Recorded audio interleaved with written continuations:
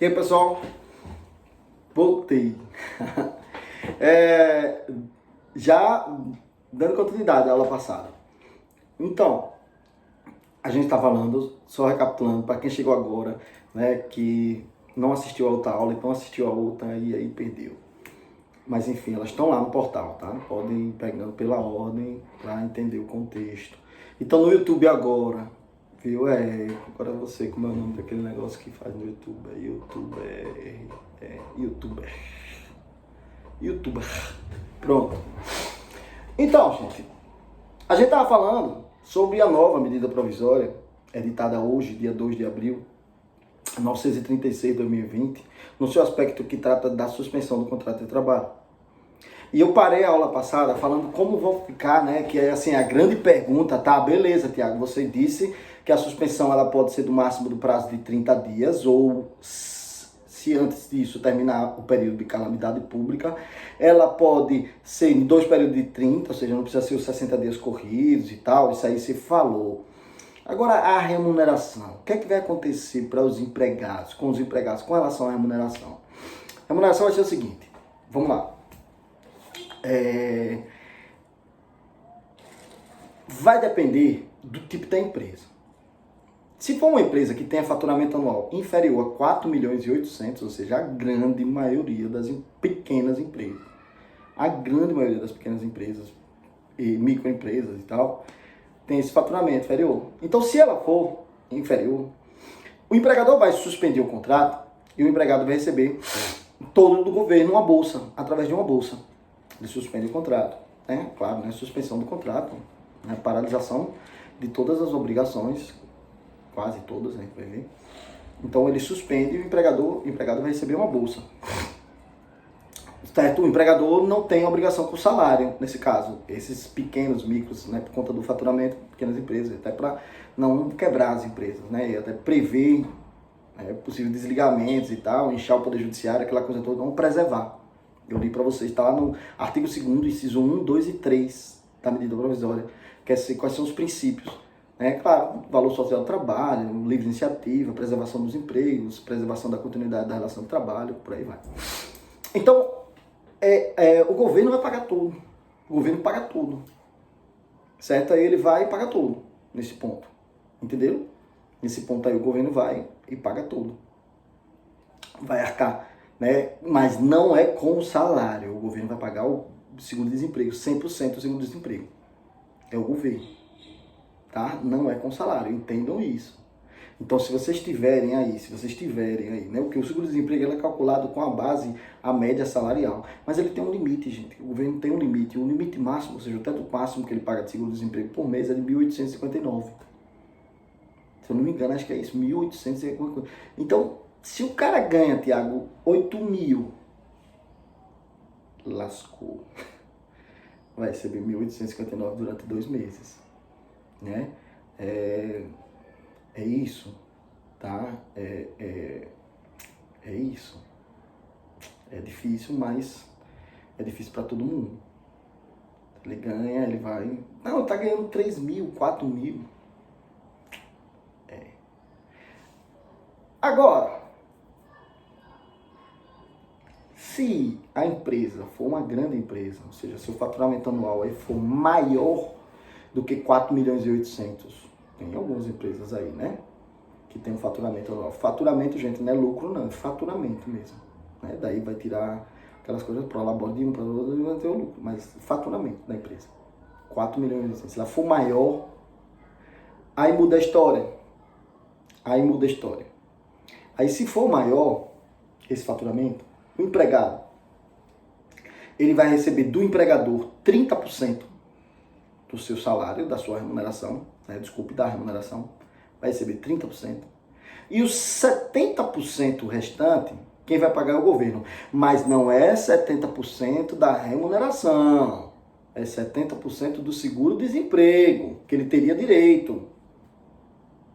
Então voltemos ao nosso caso de 8 mil. Uma grande empresa, o cara ganha 8 mil.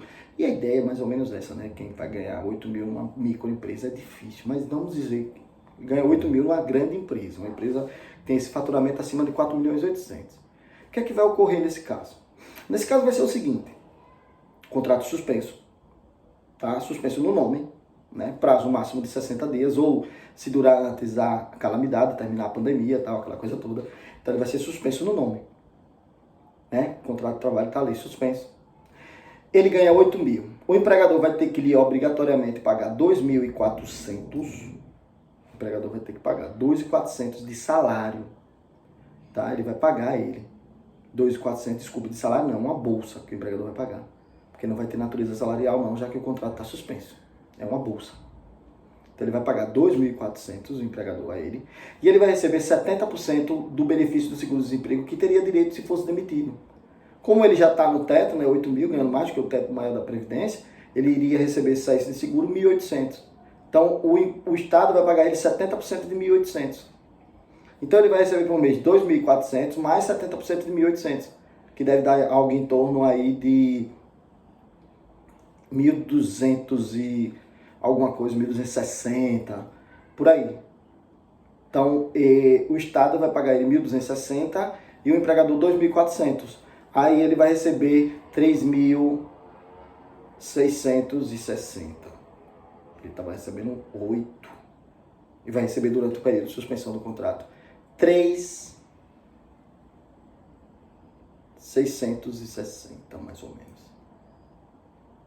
Ah, Tiago, é melhor do que se fosse um microempregador, que ele só ia receber 1.800 e pouco. É melhor. Porque ali é para proteger também o microempregador, o pequeno empregador, né? É para proteger eles, né? Inclusive essa lei, essa possibilidade de suspensão do contrato, ela vai poder ser aplicada para outros tipos de empregados também, tá, gente? Um contrato doméstico vai poder ser aplicada, tá? Ela vai poder ser aplicada num contrato de um garçom, num contrato pequeno. Claro que aí eles vão se enquadrar no 100% pago pelo governo, 100% do seguro-desemprego. Isso é a Ramilda. Né? Essa é a Ramilda. E um detalhe que eu falei também na aula passada, tá aqui, viu?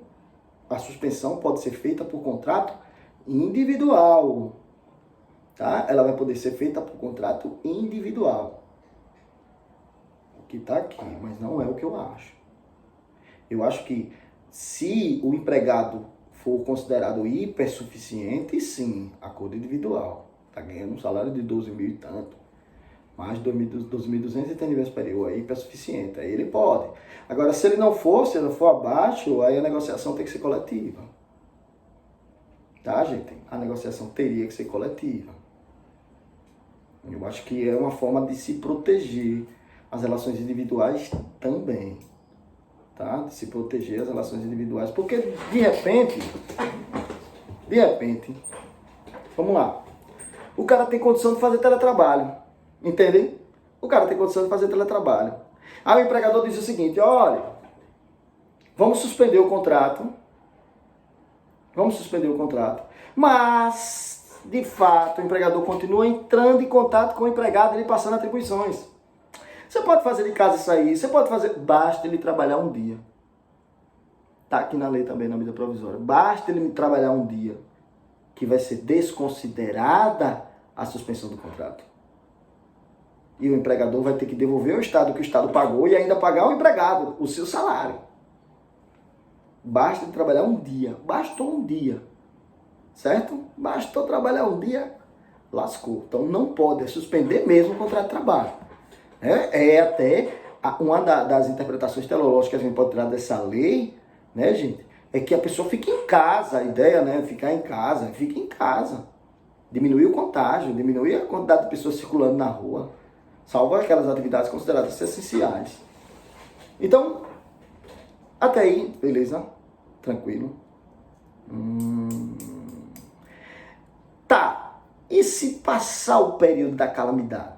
Né? E se de repente o período aí dessa calamidade ele passar, como é que vai acontecer?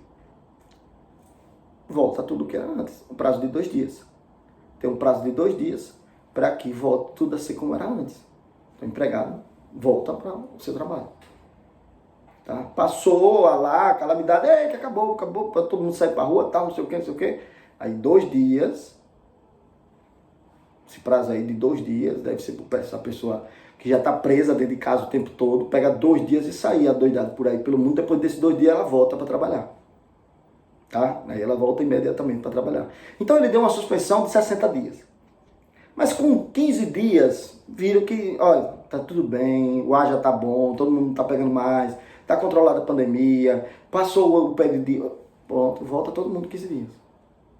Tá? Volta, depois de 2 dias eles voltam ao trabalho. Beleza, gente? Então vira a diferença, né? Grande empregador e pequeno empregador, com relação à remuneração do período da suspensão. Quem está recebendo seguro-desemprego pode? Não. Quem está recebendo benefício do INSS pode? Não suspender o contrato. Tá? Não pode. Não vai ter a remuneração de volta do governo. Então, se eu estou, por acaso, recebendo seguro-desemprego, mas eu estou num programa aí de qualificação, de reinserção no mercado de trabalho e tal, e vão me suspender, eu vou continuar recebendo meu benefício. Se eu estou já recebendo um benefício do INSS, da Previdência, seja ele qual for, e estou recebendo ali, e cumulativamente estou trabalhando, o meu contrato de trabalho vai ser suspenso? Vai, mas eu não vou receber nada, porque eu já tenho meu benefício. Entendeu? Ah, mas eu tinha o meu salário. Mas é o governo que vai lhe pagar, então ele não vai lhe pagar 2 vezes. Certo, gente? Então, essa é uma das medidas e que está relacionada ao nosso contrato de trabalho. Né? Ela está relacionada ao nosso assunto de direito do trabalho 2. É uma medida excepcional, mas está muito melhor do que a anterior. Está melhor do que a anterior. Tá? Ela está mais trabalhada. Ela tem mais proteção ao empregado. Salvo aquela questão do acordo individual, que eu ainda acredito, né, que é individual só para os hipersuficientes. E já os que não seriam hipersuficientes deverão ganhar aí abaixo, né, de 12.200, que ganham abaixo disso aí, não são considerados hipersuficientes. Então, esse acordo aí para a suspensão dos contratos deveria ser feito, deve ser feito por negociação coletiva. É isso que prevê a Constituição Federal. Certo, gente? Para proteger os empregados. Tá? Outra coisa. A gente viu, quer dizer, vocês já viram, né? Não sei se comigo ou não, mas lá na matéria Direito do Trabalho, ou seja, no início do aprendizado sobre essa disciplina de Direito do Trabalho, como é que se dá a aplicação da lei no tempo? Como é que se dá a aplicação da lei no tempo? Da lei, que lei, Tiago? Da lei trabalhista. Como é que a lei trabalhista é aplicada no tempo? Então, o empregado, segundo o princípio protetor, na sua acepção da condição mais benéfica, ele tem direito a que lhe seja respeitada, por uma futura alteração do contrato de trabalho, uma condição anterior mais benéfica. O empregado tem isso, né, incorporado, é uma proteção ao contrato empregado a futuro desmandos aí, ou alterações de regulamento da empresa do empregador, alteração de estrutura jurídica, o que for. O empregado tem esse direito. Certo? Então, como é que se aplica a lei trabalhista no espaço? Ou no tempo? Então, no tempo, a lei trabalhista é aplicada da seguinte forma: ela só pode alcançar os novos contratos. Os contratos anteriores, elas não podem alcançar. Que contratos anteriores? Os contratos anteriores, a entrada em vigor, sua vigência. Elas só poderão alcançar os novos. Os anteriores à sua vigência, a lei não alcança. Beleza, Tiago, medida provisória é lei? Tem força de lei. Medida provisória tem força de lei.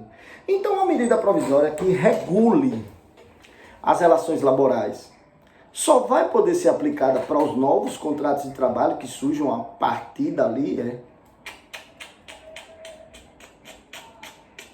E aí, gente, podia ser outra questão essa, né, para vocês. Mas não. Assim, todas as duas medidas provisórias, ou até a própria outra lei que excepciona, acredito eu que se aplicam aos contratos, sim, existentes. Porque a intenção delas é a preservação justamente desses contratos. E dizer que a gente deve, a ferro e fogo, aplicar a lei no tempo trabalhista para os anteriores, né, preservando os anteriores e só vale para os novos, é você condenar os contratos anteriores, gente. Porque essas duas medidas provisórias, não estou aqui fazendo defesa ideológica nenhuma, gente. Estou analisando. os fatos, estou analisando o que está acontecendo no mundo jurídico. Essas duas medidas provisórias, elas tiveram como finalidade preservar os contratos de trabalho. Gente, preservar os contratos de trabalho não é preservar os futuros não, porque ninguém está doido, está fazendo contrato de trabalho futuro não, gente. Salvo nas áreas médicas, que não está precisando. Preservar são os já existentes. Então, por isso que excepcionalmente, essas duas medidas provisórias vão sim ser aplicadas aos contratos já existentes, em despeito ao que diz a lei, em despeito ao que diz a aplicação da lei no tempo para o direito do trabalho. E de encontro à condição, mas gente, vai de encontro ao princípio da condição mais benéfica, tem que ir, porque a gente tem um princípio maior aí, em disputa, que é o princípio do valor social do trabalho, da dignidade da pessoa humana que é o trabalhador, da sua subsistência e alimentação e da sua família. Então é por isso que eu vou excepcionalmente ultrapassar o da condição mais benéfica e aplicar, tá? Então é mais uma barreira a ser vencida, tá? Vai ser mais uma barreira a ser vencida pelas NPs, porque elas querem preservar as relações de trabalho. Elas têm a finalidade de proteger a atividade econômica. E sim, protegendo a atividade econômica, se protege a relação de trabalho, como se protege uma garantia mínima de salário para o empregado, né? A MP 927 de 2020, ela tem uma garantia mínima, né? Ou seja, tem que se respeitar o que diz a Constituição Federal. Então eu vou sim superar, eu vou sim aplicar os contratos já existentes, independente da condição mais benéfica. Independente da condição mais benéfica, porque eu tenho um objetivo maior. Eu tenho um objetivo muito maior, que é o qual? Que é o de preservar o trabalho, que é o de valorizar o trabalho. Que, de fato, se eu não aplicasse aos contratos anteriores, se eu não preservo eles, se eu não protejo eles, os contratos anteriores, e só aplico para os novos, essa lei seria inócua. Essa lei seria inócua. E os contratos anteriores iriam deixar de existir. A dificuldade está sendo para todos. Todos, né? O princípio agora que deve ser levado em consideração da solidariedade. Todos, sem exceção, devem contribuir de uma certa forma. Certo, gente? Então, a aplicação da lei no tempo, né? Quer dizer, fiz esse adendo aqui sobre a aplicação da lei no tempo e as MPs, por conta da atividade lá de vocês e tal, e até porque eu disse, olha, vocês têm que assistir a primeira e a segunda aula, e aqui no caso essa já é a terceira, né? A segunda eu nem mencionei, mas já no caso é a terceira, então aí vocês, para a atividade para entregar lá no dia 10, hoje é dia 2 ainda, estão aí mais preparados, têm melhores condições de entregar, certo, pessoal?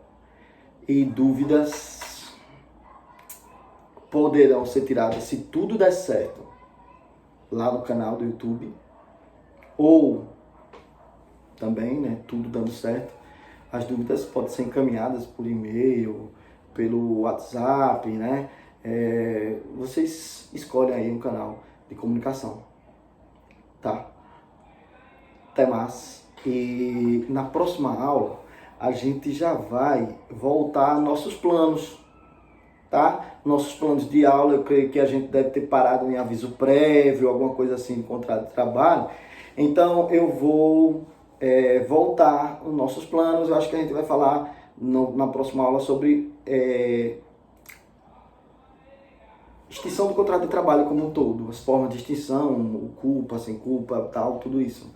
É o plano 6, tá bom? Abraço e até!